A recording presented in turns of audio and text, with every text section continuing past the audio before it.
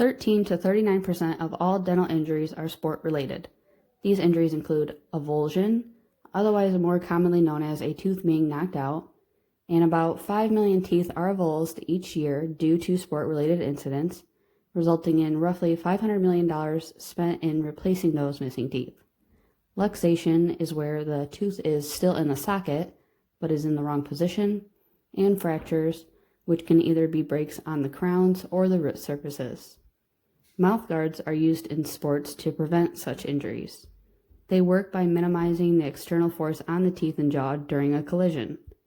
The energy from the force is compressed and dissipated, which then decreases the damage from the collision.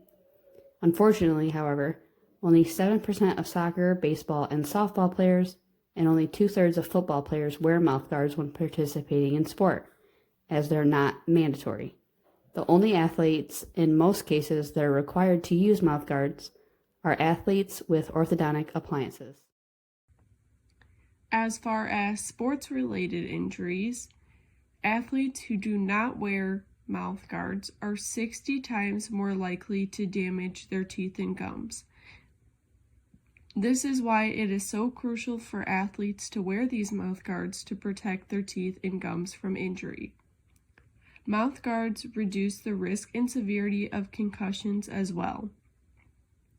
The National Federation of State High School Association, also known as the NFHS, requires mouth guards for only 5 sports, including football, ice hockey, lacrosse, field hockey, and wrestling. Many people are unaware of just how many sports are recommended to use mouth guards, such as acrobats, basketball, bicycling, boxing, equestrian events, extreme sports, field events, football, gymnastics, handball, ice hockey, inline skating, lacrosse, martial arts, racquetball, shot putting, skateboarding, skiing, skydiving, soccer, softball, squash, surfing, volleyball, weightlifting, and wrestling.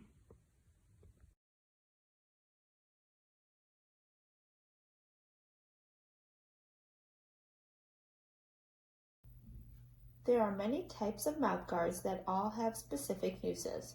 Some are used for clenching and grinding, specifically to be worn at night by the user during sleep to prevent wear and tear on their teeth and jaw. Others are to aid in sleep disorders such as sleep apnea, where the mouth guard allows the individuals to improve their quality of sleep, therefore increasing their focus and concentration for important day-to-day activities.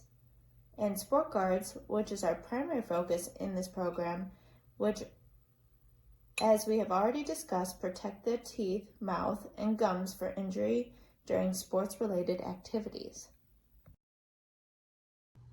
Okay, so these are different types of mouth guards, specifically athletic mouth guards. The first is an over-the-counter. You can see it has a very general shape. There's no customization or impression of the teeth. So these can fit a little bit loose, and sometimes the mouth has to stay closed in order for them to stay in, so that can make it a little bit uncomfortable and a little bit harder to speak with it in. But they do offer some protection, and it's better than not having a mouth guard at all. The second is a boil and bite, which offers a little bit more customization. You can see that there is some impression of the teeth in there. They just don't capture all the anatomy, but they do offer a better fit than the over-the-counter. And then the third is a custom made, which is made in a dental office from a custom impression. These usually fit the best, and they're usually the most comfortable. However, they usually are more expensive.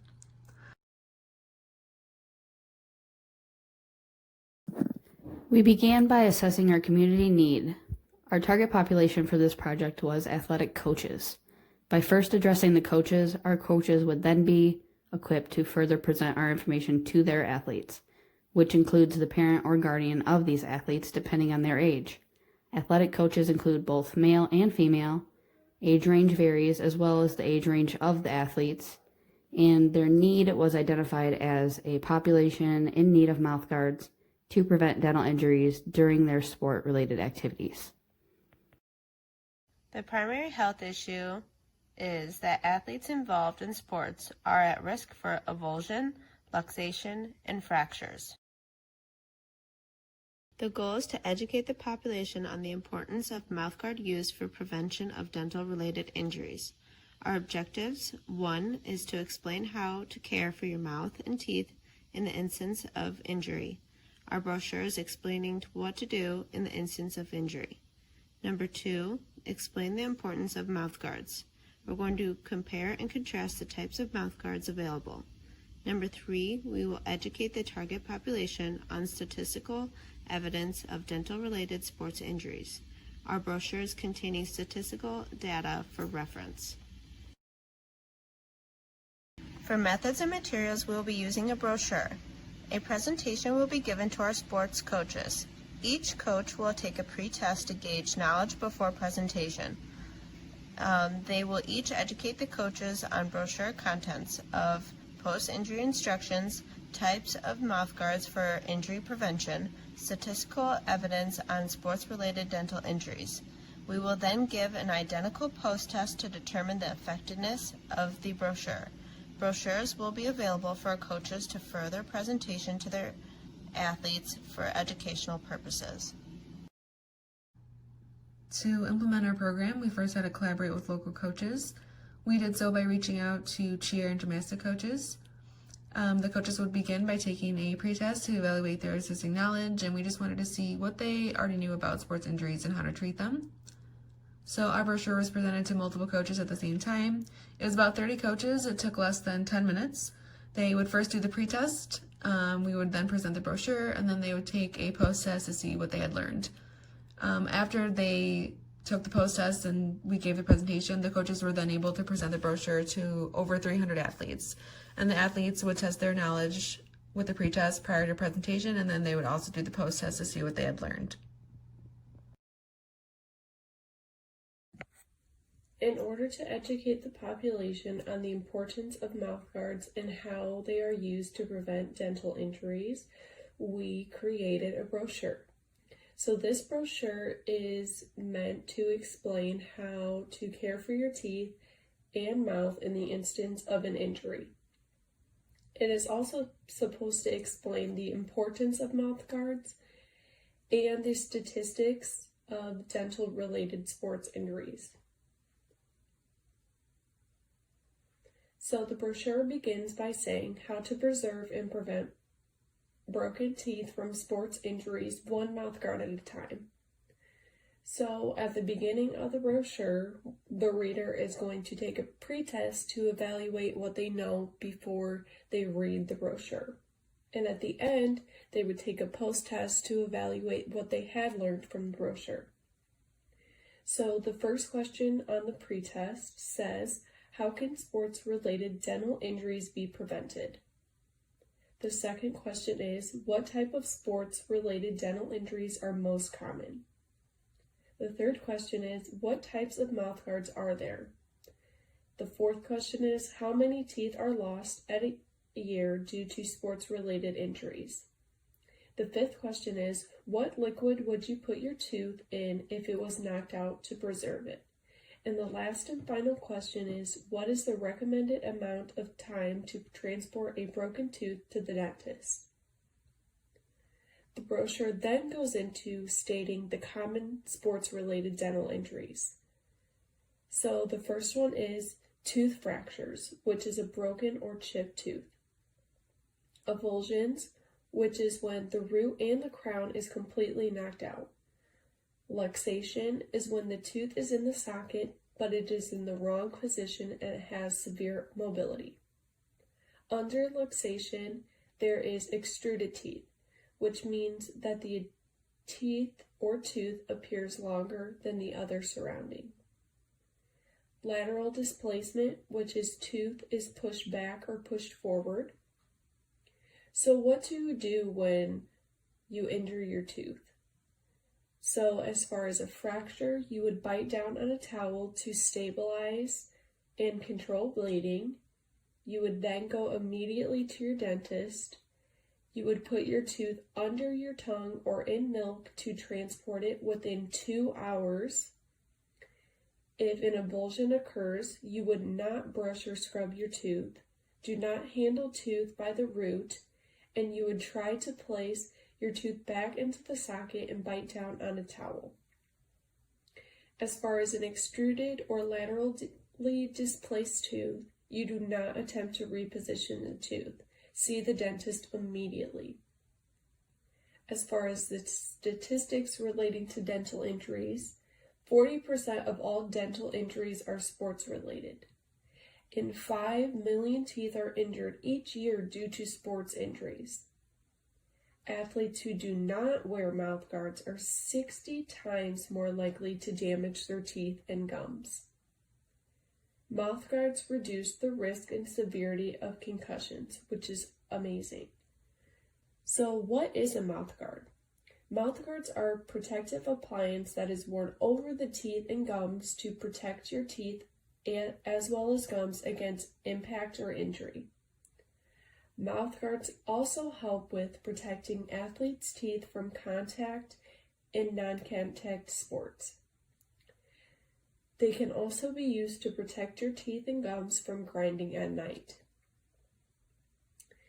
Some common types of mouth guards, there are 3. The first one is over the counter. I am going to talk about the advantages and disadvantages of each one of the mouth guards. So with the over the counter, it is available at any sports store. It is available in small, medium, and large sizes. It is easy to use and access. It is extremely inexpensive. It is the least durable. And another disadvantage, it is very bulky and poor fitting. The second type of mouth guard that is present is the boil and bite. So with this mouth guard, you would boil the guard in water and fit it around your teeth and gums. This is also a very inexpensive mouth guard. It fits better than the over-the-counter, and it is more durable than the over-the-counter mouth guard. The third mouth guard that is present is the custom-made one. So custom impressions are made at the dental office and is completely fit to your teeth and gums. So this allows for proper fitting and proper size of your mouth guard, so it is not bulky or oversized. This makes it comfortable, and it is the most durable of all 3. So even though custom-made mouth guards are a little bit more expensive, you are guaranteed a better fit and comfortability, and you are also guaranteed durability with that. We evaluated the effectiveness of our program first by reflecting back on our original objectives. Objective number 1 was to explain how to care for your mouth and teeth in the incidence of injury. We did this by explaining in our brochure what to do in the event of a sport-related dental injury. Objective number 2 was to explain the importance of mouth guards. We explained this in our brochure by describing the different types of mouth guards available and how they aid in injury prevention. And objective number 3 was to be able to educate the target population on statistical evidence of dental-related sport injuries, which we also met by including statistics on occurrence of such injuries within our brochure. In order to further evaluate the effectiveness of our program, one of our group members were able to meet with our athletic coach and test the program by having them participate in the pre-test and the brochure presentation. And following the brochure presentation, they also took the post-test. And with this information, we were able to compare pre- and post-test scores and therefore calculate quantitative data to make a reasonable conclusion on the effectiveness of our program as well as a real-life experience with the program in use. The next few slides are the results from the pre and post test taken by our athletic coach and interprofessional collaboration. Pre-quiz results. How can sports-related dental injuries be prevented? The answer was wear a mouth guard. What types of sports-related dental injuries are most common? Broken teeth. What types of mouth guards are there? Night guard, sport guard, and one for grinding. How many teeth are lost a year due to sports-related injuries? 6%. What liquid would you put your tooth in if it was knocked out to preserve it? Milk. What is the recommended amount of time to transport a broken tooth to the dentist? 2 hours. Post-test results. Number 1. How can sports-related dental injuries be prevented? By wearing a mouth guard. What types of sports-related dental injuries are most common? Fractured teeth, lateral displacement, crushed teeth, ? What types of mouth guards are there? Over-the-counter, rubber mold, and custom. How many teeth are lost a year due to sports-related injuries? 5 million. What liquid would you put your tooth in if it was knocked out to preserve it? Milk or under the tongue? What is the recommended amount of time to transport a broken tooth to the dentist? 2 hours. We were also able to evaluate effectiveness of the program through quantitative data collected from our pre and post test results taken by our interprofessional collaboration and athletic coach. Results did show a 50% increase in competency following the brochure presentation. And with that said, we believe that this shows that the program was indeed effective. However, we do believe there is room for improvement in our program. So recommendations for future implementation. Obviously this year was a little bit different since we couldn't actually go out, but we did like how easily accessible the brochure idea was. They can be distributed in bulk, meaning we could give multiple athletic departments many copies of the brochure to hand out to all of their athletes. The brochure could also easily be sent electronically, which could also increase its accessibility. It is a very useful tool when educating coaches, athletes, and parents on post-injury care and mouth guards, and can even be used at the time of injury as a guide to explain what to do. In the future, if we were to do anything differently, we would attempt to create an app that is available via cell phone, and that way the information can be accessed easily and from anywhere, since most people always have their phone on them. The likelihood of someone always having the brochure on them is probably not possible, and therefore an app would make it easier and more efficient in the case of an emergency.